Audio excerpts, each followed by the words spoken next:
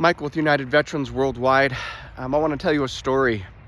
I'm still battling COVID today, and it seems like the rest of my family's starting to get sick too, so it's a shame that we have to go through this still. But a thought came to mind today about an experience I had years ago when I was in junior high in Washington State.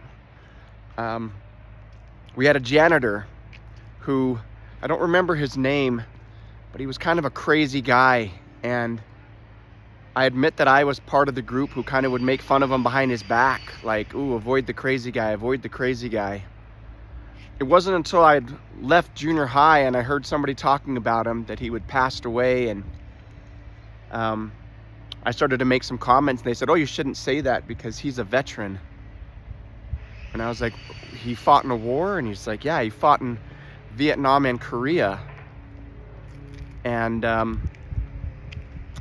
I was quiet after that point, but for some reason that memory came back to mind today, and I still felt regret for having said those things about him, because I could easily have become that crazy guy who worked as a janitor in a junior high, and nobody would have understood what I was going through mentally, no resources available.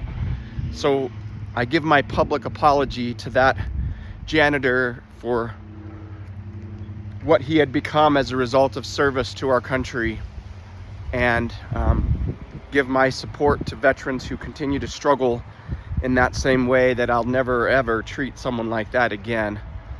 And who knows if one of us one day becomes that crazy Joe and nobody can identify with, but we can on this channel. We will, and we'll support people who've come back from conflict and continue to battle PTSD and depression and anxiety and all the things that seem to set us up for failure. But when we connect together as a group, we know that we're not alone. So keep that story in mind and treat others with respect that you know are struggling.